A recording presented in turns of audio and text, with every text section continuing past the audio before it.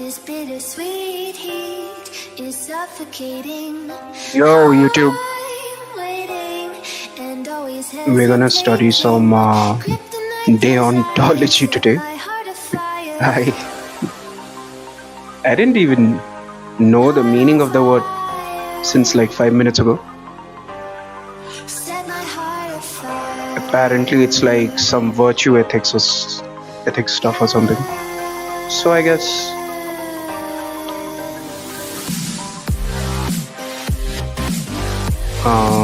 let me, yeah, I did that.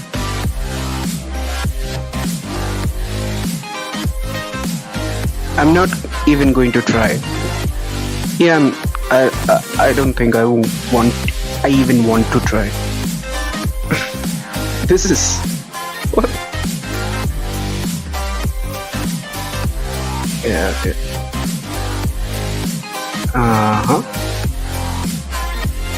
Well, give me a few minutes. Enjoy the song.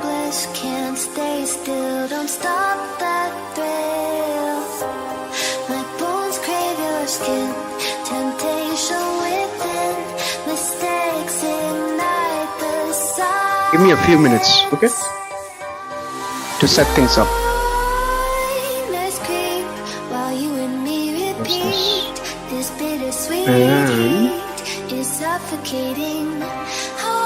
And yes, I have. No.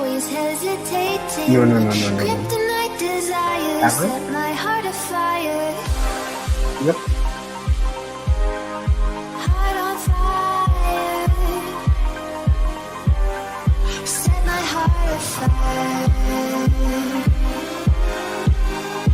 I've like, yeah, I've.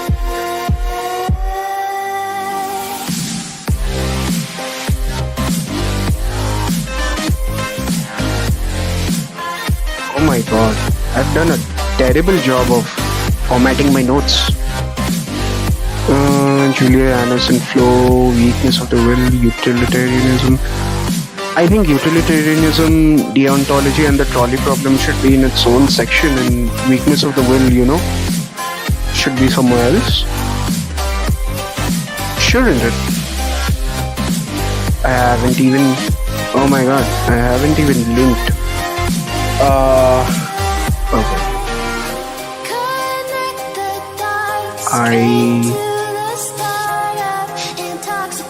Ranking bad states, hyperbolic.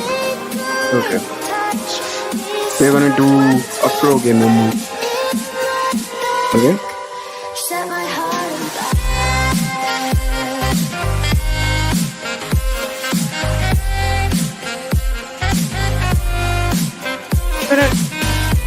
I'm gonna fuck up everything, bro.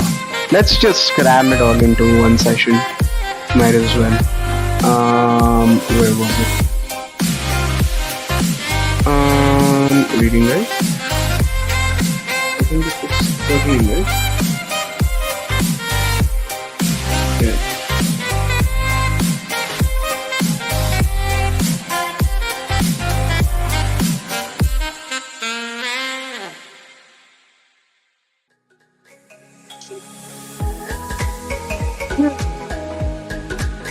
What is that?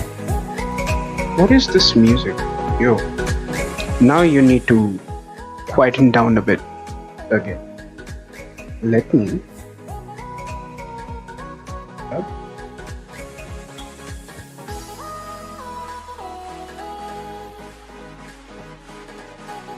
I think I was supposed to. Let me find it. Philosophy. Where is it? This sessions.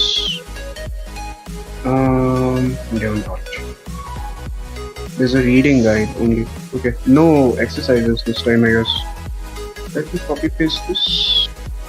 Where is it?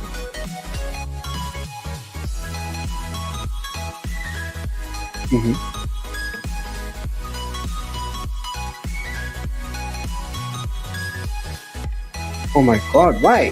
Why did it go there? Come back. Finally.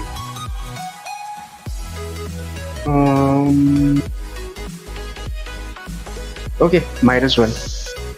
I'll format it later. There's a few problems with this, but you know, because weakness of the will and all that old stuff. Maybe Kant is like directly attacking Plato and thing. His virtue ethics is supposed to do that, right? So maybe it's okay if it's. I'm stalling. Okay, sorry. Let's just begin. You become even quiet and. What I want to do now is to introduce you to the third of the main moral outlooks that we're going to consider this semester. So last lecture we looked very carefully at consequentialist moral theories in the form of John Stuart Mill. And those are theories which locate the moral value of an act in its consequences. In the first part of the class, we spent a lot of time looking at Aristotle's virtue theory, which located the moral worth of an act in the actor. Remember, we looked at acts having moral worth only if they are done. The notes are in the description, by the way. As the result of a sort of. All the links, everything, all PDFs I could find, all public resources. Sorry, public domain content, books and shit. I'll probably link Kant books too after this lecture is over. It's finished. I finished this lecture. I finished. Constancy of character. What we're going to look at today is the third piece of this story, of a moral view that says the morality attached to an action is not the result of what the actor is like. Get rid of it's this not the music. result of what the consequences are like. Rather, it is about the act itself. In particular, we're going to look at the deontological theory of Immanuel Kant. So, Immanuel Kant was an 18th century German philosopher who, like Plato and Aristotle, provided a comprehensive and systematic philosophical theory that to this day is taken seriously as one of the ways one might make sense of the world as a whole. Kant has theories of metaphysics, that is what kind of stuff there is. Sorry he about has theories that. of epistemology, that is how we know about what kind of stuff there is. He has theories of ethics, what the right thing to do is. And he has theories of aesthetics, that is what gives things aesthetic value.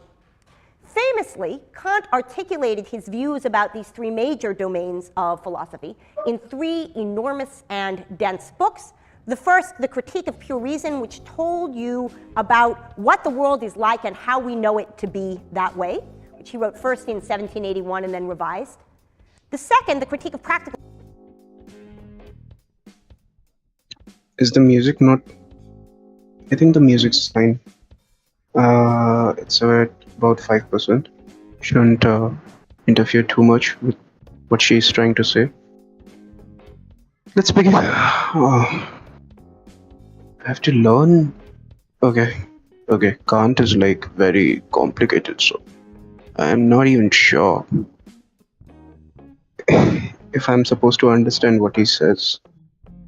Reason, whatever. which is an account Let's of the just nature of go morality. guns blazing. And the third, Ahead. The Critique of Judgment, which is an account of the nature of aesthetic value. This is the normal But speed. in addition to those dense works, Okay. Kant No. also wrote Go back. what he took Go back to to be 1.25. more popular presentations of his view. In the case of metaphysics, he wrote a book called The Prolegomena to Any Future Metaphysics. And in the case of ethics, he wrote something that he calls the grounding for the metaphysics of morals, which is, of course, the work from which we read excerpts for today. So I give you this context because I want you to know that as hard as the reading that we did from Kant was, I chose for you perhaps the easiest part of the easiest book that he wrote. So, what should you take home from Kant if you take home nothing else? If you take home nothing else from a reading of Kant, Did my maid I want you to take home add Kant's salt? idea of the categorical imperative. Yo, my maid added salt to my oats. It tastes terrible. What the hell? And my goal in the I'll be remainder right of lecture back. today Listen to this is lecture. to bring you, by reading through with you the text of Kant that we had today, to a point where you will be well positioned to understand what Kant means by the categorical imperative. And depending on how the next 20 minutes go, we'll get to that either right at the end of today's lecture or right at the beginning of Thursdays. Of Thursdays. Okay, so Kant's text, the groundwork or grounding for the metaphysics of morals, begins with a very famous passage where Kant says nothing can be regarded as good without qualification except the good will. This claim should be familiar to you, O readers of Book 2 of Plato's Republic. This is the classic distinction between things that have intrinsic value and things that are merely of instrumental worth. And indeed, much in the way that Plato's Socrates does, Kant goes on to enumerate some things which fall into the other category, the category of things that are of mere instrumental utility. Among the things that cannot be regarded as good without qualification, says Kant, are talents of the mind, like intelligence and wit, qualities of temperament, like courage and perseverance, gifts of fortune, like power and riches and honor and health. And, he says, taking a direct jibe at Aristotle and noting as such that he is so doing, neither can the ancient virtues, oh my goodness, of, how do I close that email? Neither can the ancient virtues of moderation and self-control be considered as good in themselves. Why? Because though being intelligent or brave or rich or controlled will help you to achieve the goals that you have, they don't determine what those goals might be. They magnify your effectiveness as an agent, but they don't determine the valence, the value of your agency. So, says Kant, a witty, persevering, rich, healthy, moderate thief will be an outstanding thief, but that doesn't make his thiefdom good. Each of the virtues that has traditionally been extolled as a virtue, says Kant, gains its value only insofar as the good will is part of it. Now, a good will, says Kant, is good not because of what it affects or accomplishes. It's good in itself. When I say that Kant is a critic of consequentialism, I am not exaggerating. Kant doesn't think that the outcome of the act is what matters. And in an extraordinarily famous passage, famous in part because of the rather shocking translation which has come down to us of it, Kant says, the good will would remain good even if, by the niggardly provision of stepmotherly nature, it wholly lacked the power to accomplish its purpose. By which he means, even if you, with your goodwill, were frustrated in all of the goals that you set out to achieve, your actions would still have moral worth, and somewhat more poetically and a bit less, vocabulary that is challenging to the modern ear, Kant says, even if it didn't achieve its outcomes, it would, like a jewel, still shine by its own light as something which has full value in itself. Its usefulness or fruitlessness can neither augment nor diminish its value. Now the question is this: how could anybody come to have this view? How could anybody have a view of morality that says what matters for an act to be moral is not the outcome that it produces, but rather the description under which the act is done? What I want to try to do right now is to put you inside the Kantian picture so that you get a sense of what that worldview looks like. So in the passages that we read for today, Kant makes three particular claims.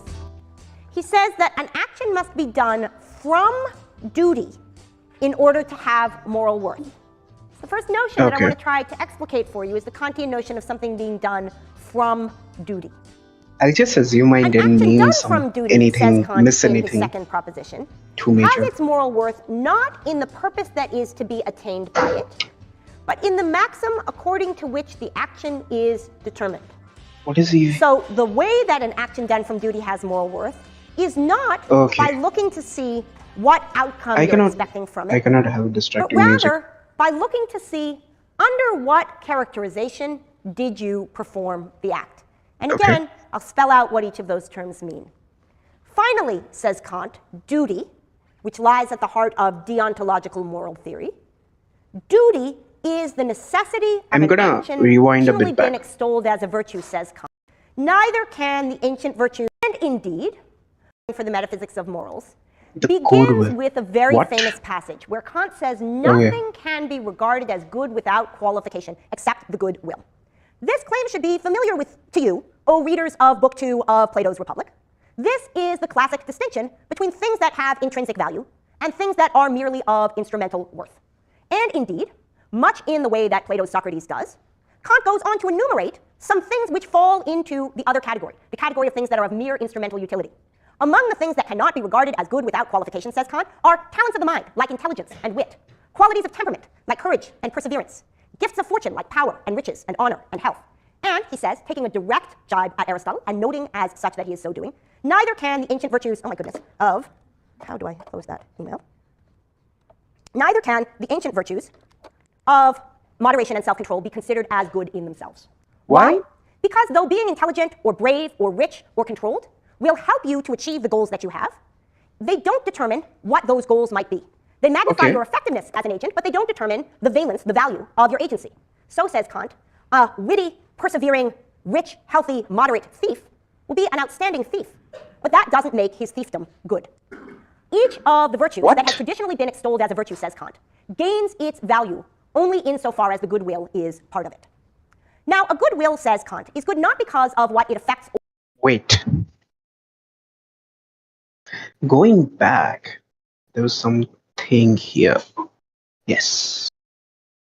Aristotle on the types of will in humans. I hope you guys read it. Okay. Aristotle on the types of will in humans. Ranking good states. Okay. Yeah, virtue, temperance, conscience. Yes. Incontinence. Yeah, vice. So if you're like Will that has traditionally been extolled as a, but that doesn't make his fiefdom good. Thief, health, What? effectiveness as an agent, but they don't determine. They magnify you to achieve the goals that you have or controlled. Being intelligent or brave or rich or controlled will help you to achieve the goals that you have. They don't determine what those goals might be. They magnify your effectiveness as an agent, but they don't determine the valence, the value of your agency. Okay. So, says Kant, a witty, Okay. persevering, rich, healthy, moderate thief will be an outstanding thief, but that doesn't make his fiefdom good. Okay, so he's saying that in a society, suppose we are in a society of thieves, right? So in a society of thieves, Aristotle's all of these aspects, virtue, temperance, conscience, they would coincide with all the thieves, right?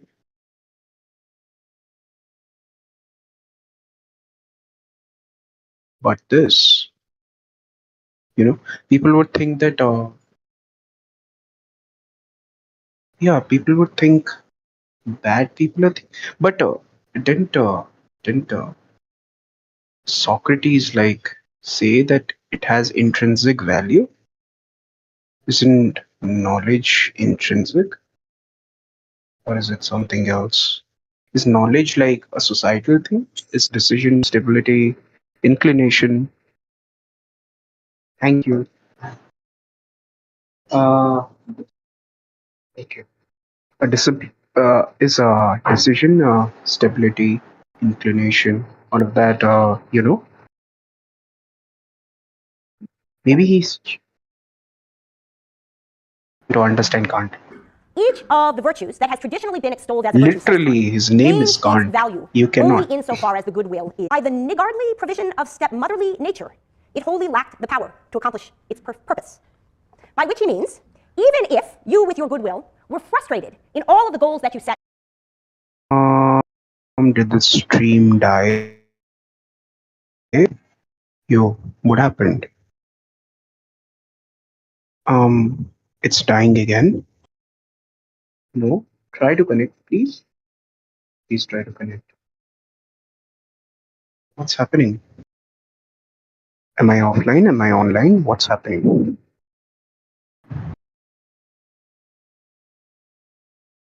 Okay. So confused. Yeah, the stream's ending. Out to achieve, your actions would still have moral worth, and somewhat Uh-huh. more poetically and a bit less, vocabulary that is challenging to the modern ear, Kant says, even if it didn't achieve its outcomes, it would, like a jewel, still shine by its own light as something which has full value in itself. Its usefulness or fruitlessness can neither augment nor diminish its value. Now the question is this: how could anybody come to have this view? How could anybody have a view of morality? Did you guys hear that? By the way, I think the internet cut out at the best part. Stream drop. I think audio doesn't lag like video does it? Yes. Translation, which has come down to us of it, Kant says the good will would remain good even if, by the niggardly provision of stepmotherly nature, What the it hell? wholly lacked the power to accomplish its purpose. By which he means, even if you, with your goodwill, were frustrated in all What the goals that you set out to perception achieve, did your actions would still have moral European worth, and somewhat philosophers more have of poetically and a bit less American slaves? vocabulary that is challenging to the modern ear, Kant says, even if it didn't achieve its outcomes, it would, like a jewel, still shine by its own light as something which has full value in itself. Its usefulness or fruitlessness can neither augment nor diminish its value. Now the question is this: how could anybody come to have this view? How could anybody have a view of morality that says what matters for an act to be moral is not the outcome that it produces, but rather the description under which the act is done? What I want to try to do right now is to put you inside the Kantian picture so that you get a sense of what that worldview is. I need to open my door. So in the Wait a passages minute. that we read for today, Kant makes three particular claims. He says that an action must be done from duty in order to have moral worth. So the first notion that I want to try to explicate for you is the Kantian notion of something being done from duty. An action done from duty, says Kant in his second proposition, has its moral worth not in the purpose that is to be attained by it, but in the maxim according to which the action is determined. So the way that an action done from duty has moral worth is not by looking to see what outcome you're expecting from it, but rather by looking to see under what characterization did you perform the act. And again, I'll spell out what each of those terms mean. Finally, says Kant, duty, which lies at the heart of deontological moral theory, duty is the necessity of an action done out of the respect for the law. Kant believes that it is only when you subject your will to a law which you have made for yourself, that is, the moral law, whose binding force upon you you have recognized, Like a it is only commitment. in that circumstance that you are truly free.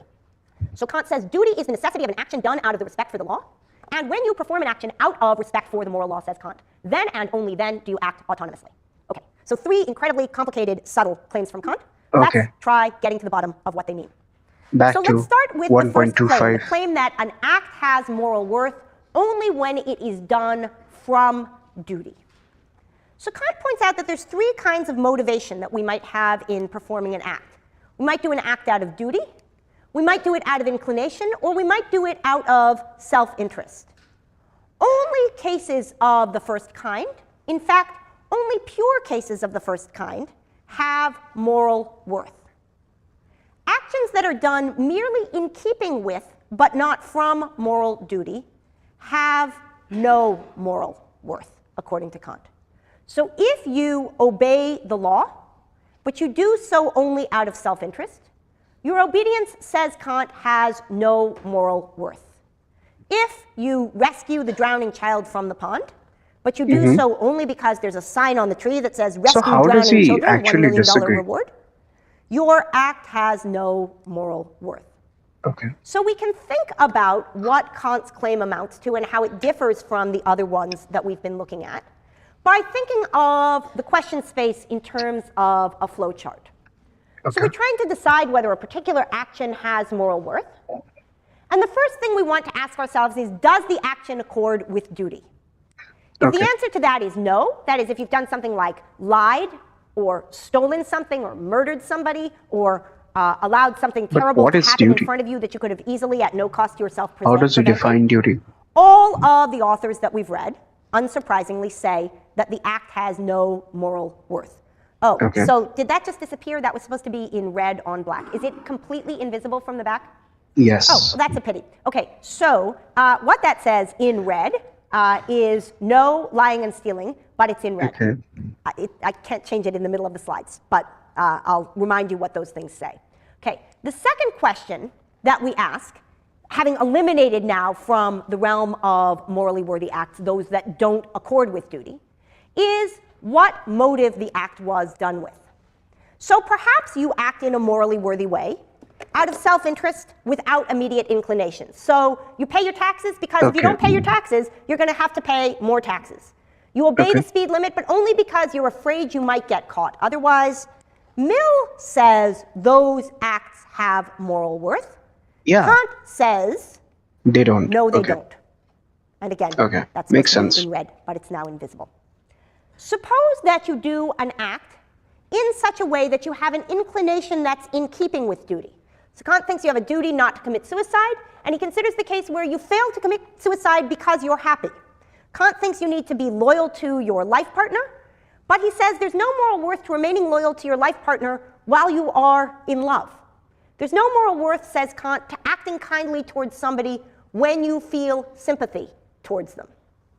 Because in those cases, though your act is in keeping with what morality demands, it's not done because it is the right thing to do.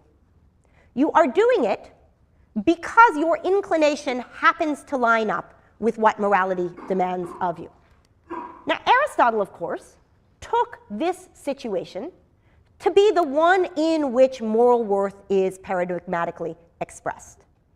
But Kant thinks that in such cases, you cannot tell that an act was done from the moral law.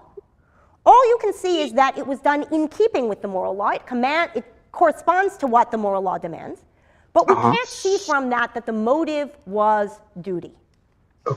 It's only in the third case, the case where you act from duty without any inclination and without any self-interest, that Kant thinks the moral worth of an action can be seen. If you preserve your life when you feel the inclination to do otherwise, if you act kindly in situations where there's no reward for you and you feel no sympathy, in those cases, says Kant, we can see that the act was done not merely in keeping with, but from the moral law. This isn't to say that Kant doesn't think a life lived in the way that Aristotle's... So he's saying, the way he's saying duty. Why am I trying to understand Kant? Again, I'm falling into a trap. Suggested life is lived, is a badly lived life. Cases where your inclination happens to line up with duty helpfully keep you out of this box of doing the wrong thing. But they don't allow you to test your character and see of yourself that the motivation that you have for doing the right thing is to conform to what the moral law demands of you. So with that understanding of what it is to act from duty in mind, we're now in a position to make sense of Kant's second claim in our reading for today. That an action done from duty has its moral worth not in the purpose that's to be attained by it, but in the maxim according to which the action is determined. So remember, we've learned that an action done from duty is one that you do in conformity with what morality demands, because that is what morality demands. Not because it's in your self-interest, not because you are inclined to behave in that way, but because that act is what morality demands of you. But in order to determine whether an act is what morality demands of you, that act needs to be described in a particular way to you. And the way that you describe that act to yourself makes use of what Kant calls a maxim, a subjective principle of volition, that is, a description of something that is about you, the subject, that says what your desires towards behavior are in that situation. A subjective principle of volition, that is, a description of something. Let me note that down. Of what Kant calls a maxim. A subjective.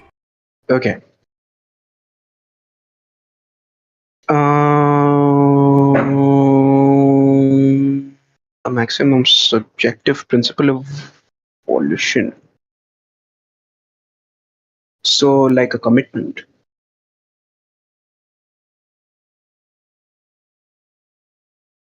What does volition even mean? I've used it, of course.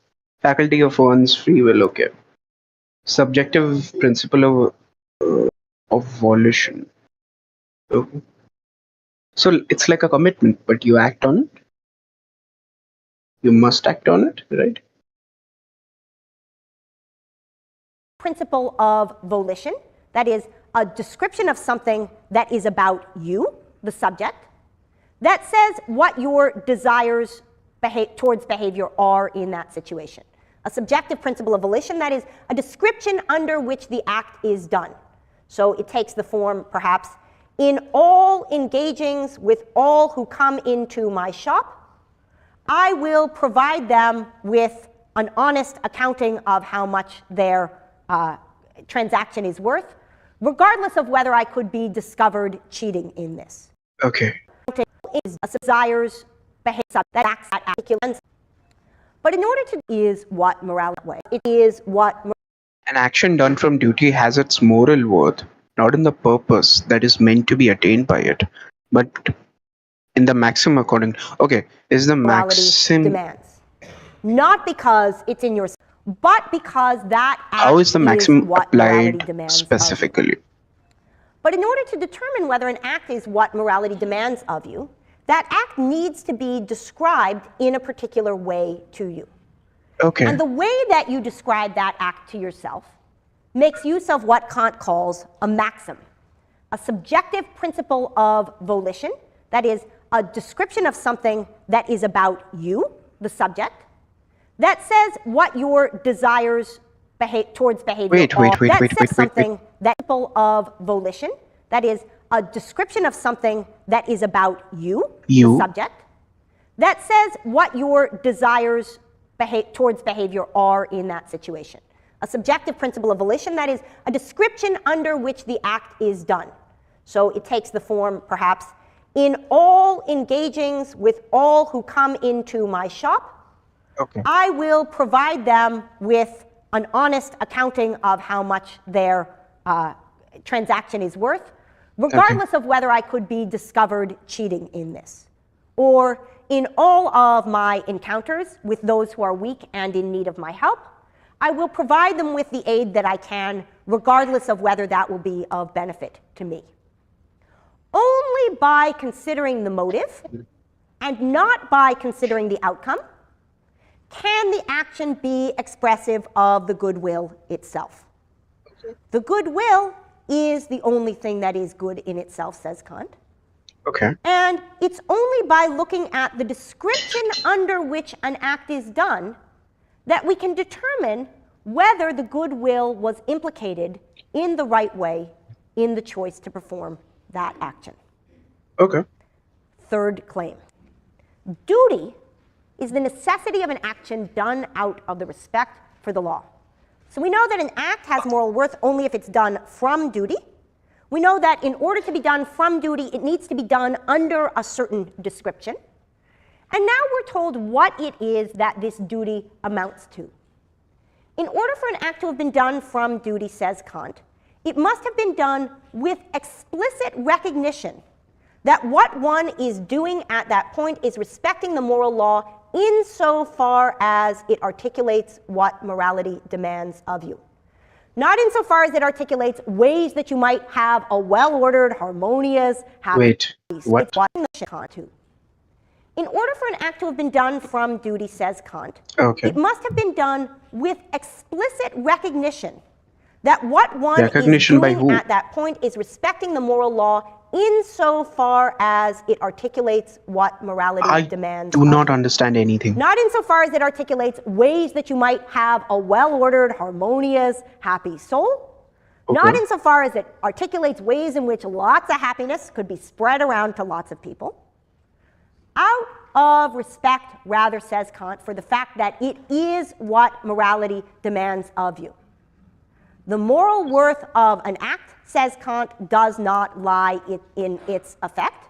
What? Says Kant, for the fact that it is what morality demands.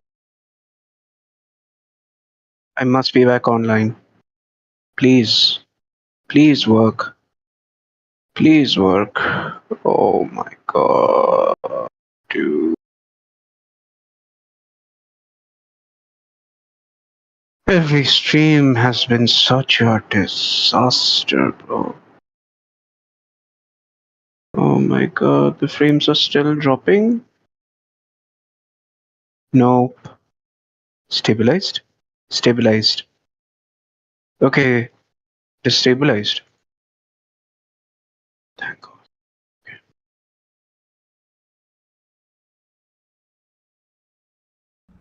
The moral worth of an act, says Kant, does not lie in its effect. For the effect could have come about in multiple ways. I can set out to release a biological gas in a subway that's intended to kill thousands of people, and because I'm not very good at chemistry, the result could be that I produce an enormous amount of joy in those thousands of people. The effect can come about in lots of ways. Kant says Mill would have to say that in releasing that gas, I have done something with moral worth. Kant says no. What matters is the description under which the act is done, and in particular that that description be that one have respect for the law itself. So, I told you I was going to get you to the point of the categorical imperative, and I'm going to end lecture today by bringing you right up to that point, and then next class we'll talk about it in more detail. So the question is this, right? This is a pressing, exciting question in Kant. All right, I realize that we're in the in Kant part of things, but this is really exciting. What sort of law, says Kant, he even puts a but to get you sort of excited. But he says, cliffhanger, what sort of law can that be, the thought of which must determine the will without reference to any expected effect, so that the will can be called absolutely good without qualification? It's so exciting. We're finding something that's going to make us genuinely autonomous and free and moral. Well, remember, it can't be anything particular. It can't be anything specific about the world or its outcomes. What can it be? It can be the will's universal conformity of its actions to law as such. That is, what makes the law binding is the fact that it is recognized by all rational agents as binding. In particular, it takes the form of what Kant calls the categorical imperative. What does that even? Formulation. What do those things even mean? He's not saying anything. Is he saying anything at all?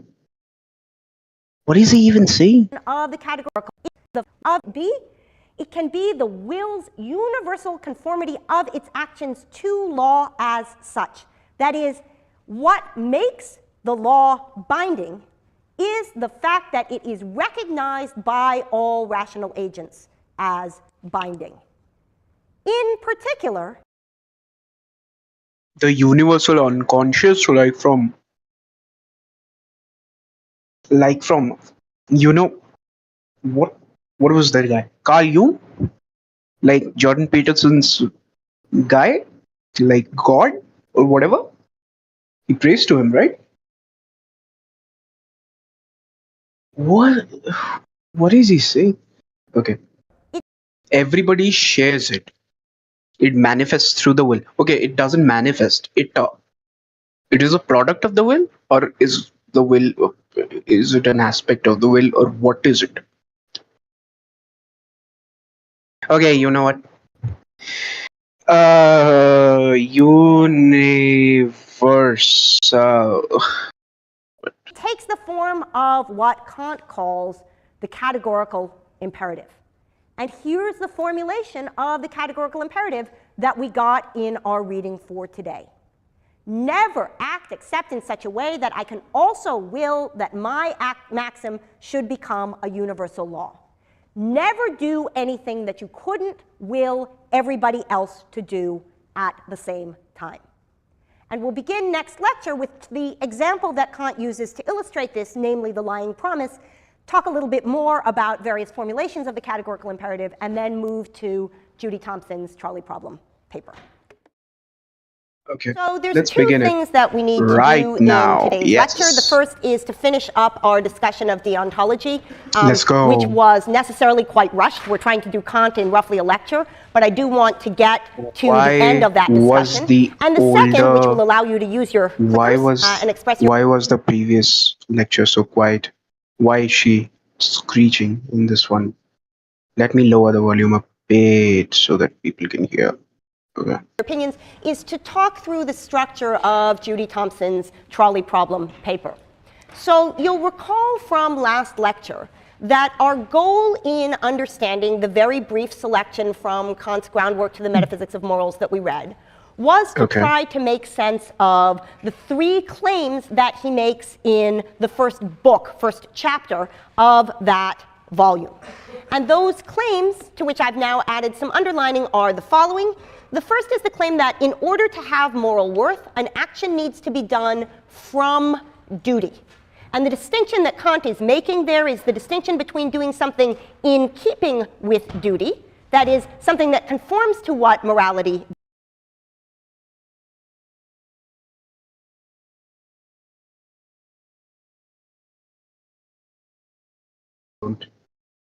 Please don't. It's green. OBS is green. Everything is green. Google is trolling me. Okay. demands of Got you. it. And doing something not merely in keeping with, but also from duty. And Kant's picture is that the moral worth of an action is determined not merely by it being in keeping with duty. That's a necessary but not a sufficient condition. What determines the moral worth of an action is that it be done in keeping with duty for the sake of being in keeping with duty. That is, it be done from duty. The second thing that Kant says, the second proposition which he seeks to defend in the Groundwork, is the claim that an action done from duty, that's the thing we were talking about in the first claim, an action done from duty has its moral worth not in the purpose that is to be attained by it, not in what the Greeks would call its telos, its goal, its aim, but rather in the maxim according to which the action is determined. That is, what determines the morality of the action on the Kantian picture is the description under which the action is performed. Now, a number of you came to office hours yesterday, and we had a rather lively discussion of how it is that one goes about determining what things count as maxims. And I encourage those of you who are interested in that question to take an ethics course where you can work through Kant's writings on this question in more detail. For the purpose of our class, all we need to hold on to is the simple idea that what Kant is interested in here are acts under a description, and that description is going to have to satisfy Kant's ethics page. Even on Stanford's encyclopedia, you know, the entry on Stanford's encyclopedia of philosophy, you know, he's immense, bro. He's actually, okay, I should stop talking. satisfy a certain sort of test, as we'll find out in a moment. So that's Kant's second claim. Kant's third claim is that duty, which is the central notion to deontology, deon, duty, is at the core of deontology. Duty is the necessity of an action done out of respect for the law. And the idea here is that not only do you need to act with the goal of conforming to the law in mind, not only do you need to do so in a way that you articulate your action as falling under that norm, but you do so because you take the moral law to be morally binding upon you because you recognize that it is what rationality demands of you. The moral law turns out to be the law of governing your behavior that you set for yourself as a rational being. Wow. It is the only aspect of your behavior on the Kantian picture that isn't determined by the contingent forces of the world around you. It's determined by your recognition of your role as somebody capable of binding themselves to a law that they themselves set. Oh, that's such a compound statement. How am I supposed to summarize that? Three principles was to get to Kant's famous formulation of the categorical imperative. Okay. And we closed lecture last time. I'm like trying to strawman. No, not strawman. Steelman someone's arguments, right? In my notes. But if I write that down, yeah, I can understand it. I can understand it when I'm reading my notes. But I'll sleep halfway through reading it. Because it's too long and it's too complicated. This is. I'd rather not care about being more moral by the time I'm finished reading Kant, you know? By meeting one member of the categorical imperative family, in response to Kant's question, what sort of law can it be the thought of which must determine the will without reference to any expected effect, so that the will can be called absolutely good without qualification. The Kant Jungian sets himself, unconscious. as I said, this cliffhanger of a question, and answers it with the first member of the categorical imperative family. It's the Nice. will's universal conformity of its actions to law as such. Only thereby, says Kant, can one act autonomously and not heteronymously. So what does it mean to act autonomously as opposed to heteronymously? Well, let's look at the words autonomous, heteronymous. You'll notice that they both have here the word nomos, In Minecraft. that is law, and they distinguish the law to which you're subjected by saying that in one case it's an autonomos, and in the other case it's What does that even mean? Nomos. Okay. Autonomos. What could that be? Let's think of other words where we have this prefix auto. How about automobile? What's an automobile? An automobile or an automobile is something that is self-propelled. It is propelled by its own strength. Okay. To act autonomously on Kant's picture is to act on the basis of a law that you yourself have imposed. You are autonomos, subject to a law that comes from within. So you make a mental commitment. Then you decide upon an action around it, right? But what sort of law can... So you first make a mental commit. First you recognize what's happening. Okay. What the good, moral duty is. Then you make a personal commitment that must be acted upon, right? The maxim or whatever. And then you do the good thing. That thing which is not itself good, but it's a reflection of the ethereal good or whatever. Why am I right? Am I right? Am I right? Am I By wrong? contrast, Sorry. what is it to be heteronomos? Well, what is it to be heterosexual? What it is to be heterosexual is to be attracted sexually to individuals that have a different gender than you do. Mm-hmm. So what is it to be heteronomos? It's to have law given unto you that comes from outside of you, that comes from something different from you. So Kant's picture is that autonomy, self-law-giving, is possible only when the law to which you conform your behavior comes not from the contingencies of the world, but comes from within. In this way, Kant is the universal concerned with unconscious, the the same sorts of Jungian questions universal that Epictetus unconscious. and Boethius Okay. are the same. In this way, Kant is concerned with the same sorts of questions that Epictetus and Boethius are. Both of them are profoundly concerned with how it is that human freedom is possible. And Kant's picture is that human freedom becomes possible when you govern your actions on the basis of what Actually, you you know what? yourself Let me- decide to be norms that Let me get that. Show transcript. Let me play it like this because I have to take notes on my second monitor. I cannot. you want to I can do picture in picture, but it's like getting difficult to manage all the tabs. conform to.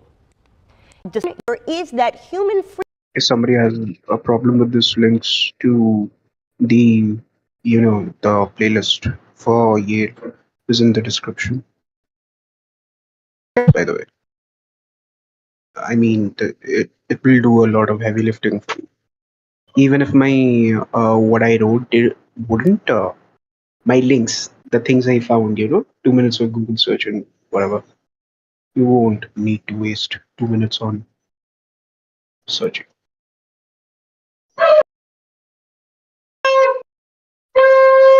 Oh my god, the mic in the seashell, not the metal bell sounds. How is that possible? Is it because the seashell is like organic or what? Calcium. It's calcium. freedom becomes possible when and within. In this way, Kant is concerned with the same sorts of questions that Epictetus and Boethius are. Both of them are profoundly concerned with how it is that human freedom is possible. And Kant's picture is that human freedom becomes possible when you govern your actions on the basis of what you yourself decide to be norms that you want to conform to. In particular, when you conform your actions to the categorical imperative, which says in the formulation that we see at the beginning of this section that you should never act in such a way that you cannot also will ever concerned with how it is that human freedom is possible. And Kant's picture is that human freedom becomes possible when you govern your actions on the basis of what you yourself decide to be norms that you want to conform to. In particular, when you conform your actions to the categorical imperative, which says in the formulation that we see at the beginning of this section that you should never act in such a way that you cannot also will that your maxim, there's your maxim again, should become a universal law. When you act in such a way that you don't take the contingencies of your situation into consideration, but rather that you think of yourself as one among any number of beings who in your situation would do exactly what you do. Oh, I see. Okay, I understand. So he's like, make a commitment, act upon those principles, make sure those principles are not in conflict with other people's, will, right? The universal maxim, or whatever it is. The notion of good, evil, and all that nonsense, that's above culture or whatever, I guess. Okay. You become free of the contingencies of circumstance. So the picture is that in some ways, by stepping beyond the bounds of the contingent features of your experience, by stepping beyond the bounds of yourself, you thereby gain freedom from the contingencies of the world around you. Yeah. And Kant suggests that if you take this on as a picture, you will come to see that it conforms with the rules of rationality. So he says, suppose you're confronted with a very particular case of an act that you want to perform under a particular maxim. The maxim you set for yourself is when I make a promise and is rationality and reason the same thing? Who am I asking? It's going to be a pain in the neck for me to keep that promise, I'll break that promise. That is, the maxim is, it's okay for me to make lying promises. And Kant asks, suppose that you made, under that description, a promise that you didn't intend to keep. Can that maxim be universalized? Well, he says, suppose that it were. Suppose everybody, when they made promises, did so only with the thought that they would keep them when convenient and not when they were inconvenient. Were that to happen, says Kant, there would be no such thing as reliable promising. Nice. Why? Okay. Well, because promises are like essentially balconies. Losing its meaning. Yeah. We don't step out on a balcony if there's a good chance that the balcony will break when we step out on it. And we don't step out on promises, on commitments that others make to us, unless we are close to certain that that promise will be preserved. So, says Kant, since the practice of promising would break down if everybody who found it convenient made lying promises, it is not in keeping with what the moral law demands of us that we make a lying promise. And Kant suggests this framework can be extended to all the kinds of duties that there are.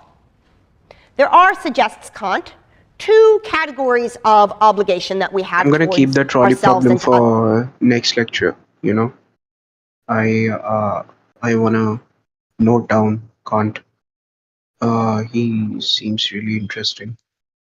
Uh,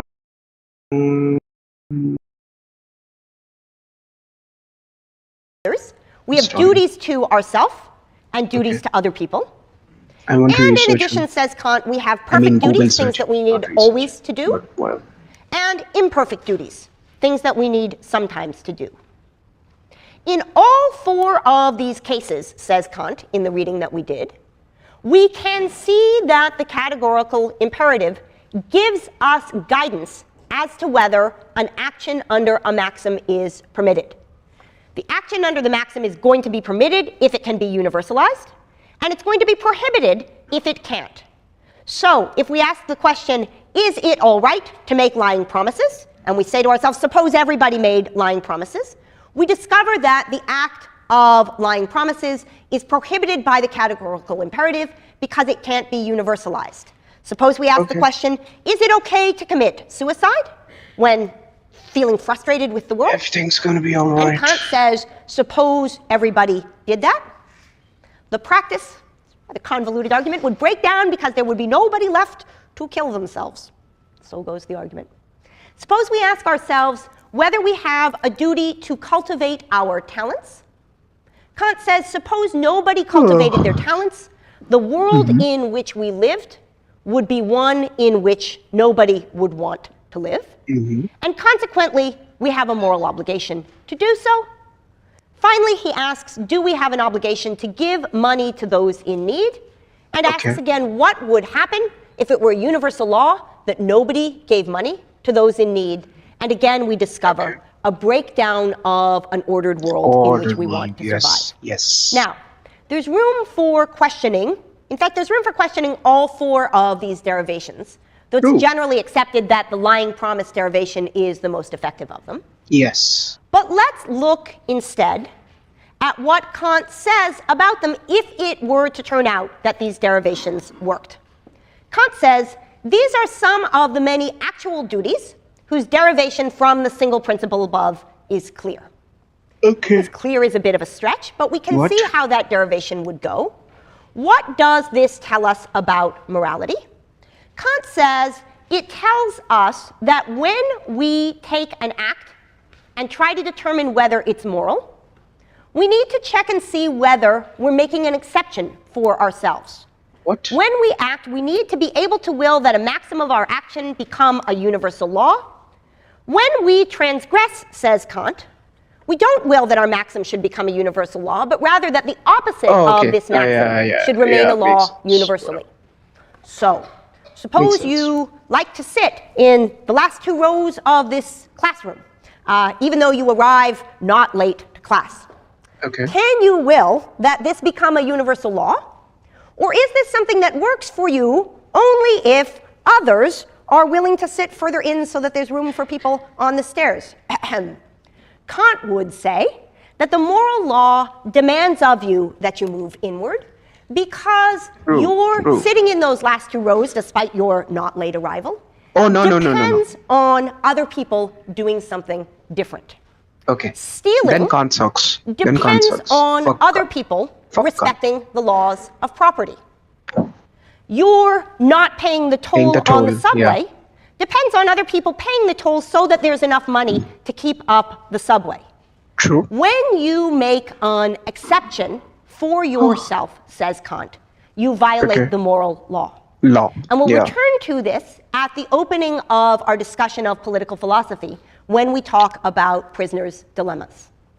Now, I mentioned in passing that you had met one member of the categorical imperative family, that you had met what's sometimes called the formula of the universal law, that one should act only in accordance with that maxim through which you can at the same time will that it become a universal law.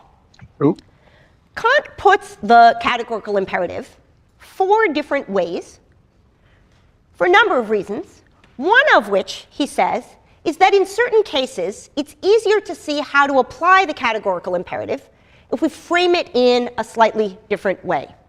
And I want to introduce you to the other 3, largely because the second of these is going to play a central role in the second half of today's lecture.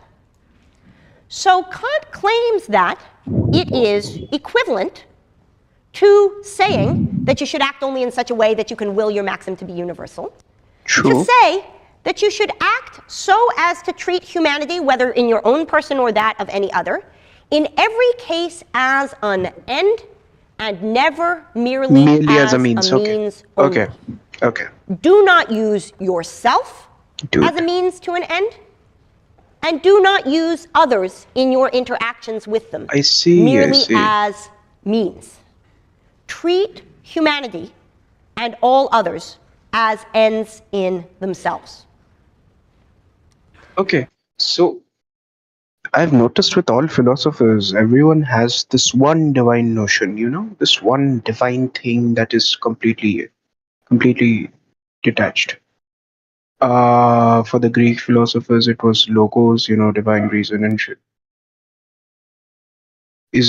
For Kant, is it the universal law, or the categorical imperative, or moral duty, or whatever it is? I don't even know what the difference between the moral duty and the universal law is. Right action. Doesn't universal will of law or law of will? Universal law of will or will of law?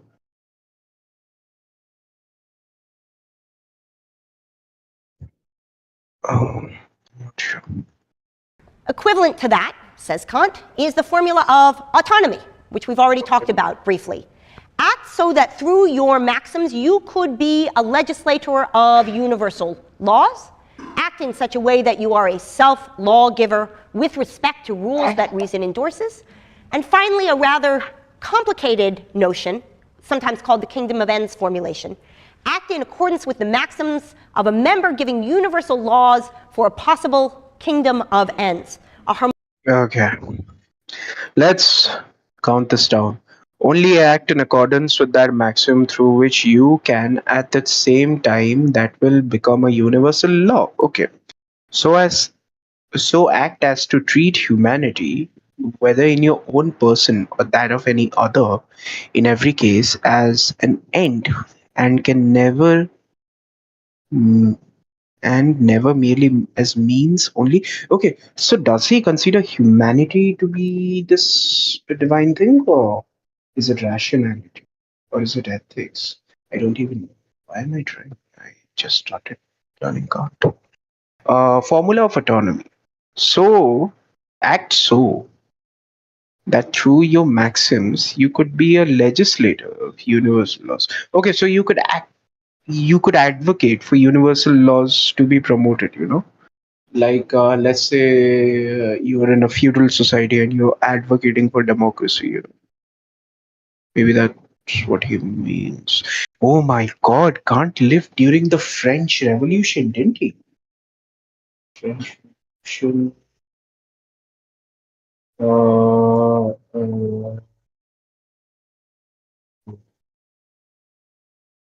Revolution.